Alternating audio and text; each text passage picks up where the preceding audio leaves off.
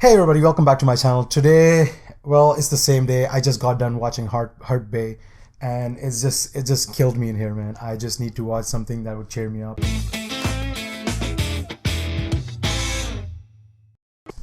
profess your belief?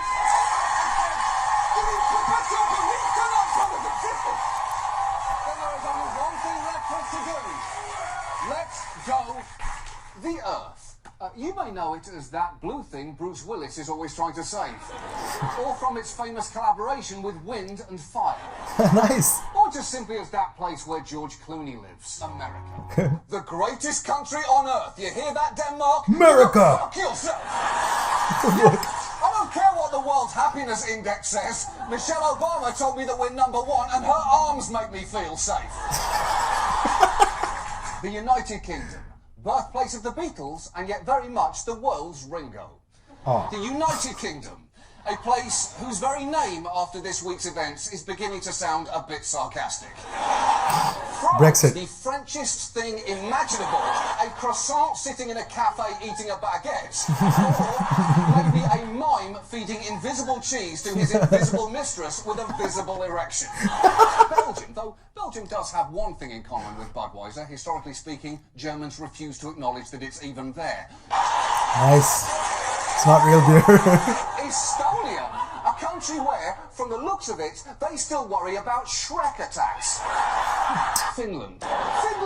Finland is on all the good lists, like countries with the best pastries, or best countries to host your overseas lesbian wedding. Sweden. Who hasn't spent 20 minutes in IKEA and immediately wanted to launch an attack on Sweden? Someone has to pay for what I'm going through here. China in microcosm right there. A gigantic machine looming over its subjects, forcing them to be more coordinated than anyone thought was physically possible. Hong Kong. The former British colony, now back under Chinese rule. Hong Kong is in an odd situation. It's a limited democracy inside a communist country. A setup that their own constitution describes as one country, two systems. It's like the two girls, one cup of governance, with one girl having a lot more control over what happens to that cup. Djibouti is a country with a rich cultural history and a multi-ethnic population of over 850,000 people, but you are right, it does also sound like a butt. It does. Souls to the Poles, which is not to be confused with my charity foundation, Souls to the Poles, which sends shoes to Polish people, despite the fact they haven't asked for them, don't need them, and have repeatedly asked me to stop. Turkey, aka Diet Syria. Oh shit. Turkey is a nation in crisis. Diets. Is a dating service that helps you fuck long-haul truckers. Chechnya, the place that, when it shows up in text at the beginning of an action movie scene, promises you some shit is about to go down. Bilkul. In North Korea.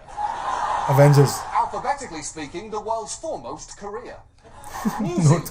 If you want an image that sums up everything great about New Zealand, this is the flag right here.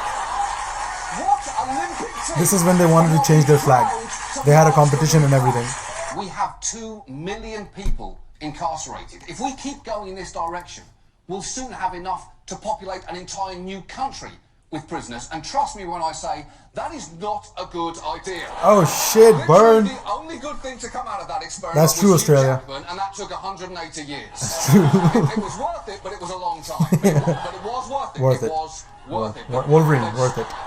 2 centuries, but it was worth it. But we all know the 3 most famous stereotypes of Italian culture are that they have close family relationships, they turn international negotiations into shouting matches, and they enjoy cooking pasta for dogs. You know, Italians. Ukraine, that's a Libyan pool party waiting to happen.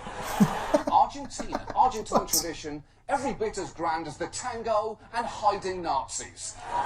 But both of which they are flamboyantly good at. Pakistan, well, probably drone strikes. Iran, let's say crippling sanctions. Crimea, have you seen the Crimean people? It's basically this guy. This is what you won, Russia, this man and the entire history that his face represents. And I just want to be clear that this guy is having a really good day. That's what he looks like on a good day. Smiling looks like in Crimea. And why shouldn't he be smiling? After all, it's his 16th birthday. Oh, shit. Brunei. Wait, let me back up for a second. There is a country called Brunei. It's located here in Southeast Asia. Specifically, it's located here on the island of Borneo. Anyway, Brunei falls under the Saudi Arabia rule. If you're a tiny, wealthy, strategically located country with oily business underneath you, the whole world is your friend. In a nutshell, Djibouti. Gaza, horrific. And Syria, to be honest, it's barely been reported on, but let's assume it's still fucking awful.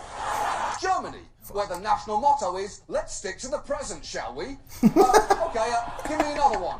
Luxembourg. What happens when you leave Liechtenstein out in the sun too long? Bam! Okay, give me another one. Belgium. The casual acquaintance France crops out of its Instagram photos. Oh, shit. Okay, one more. I'm on a roll. One more. Denmark. What would happen if a suicide note was a country? I don't even know. I'm doing these, and I could do them all day. He has a special talent for that.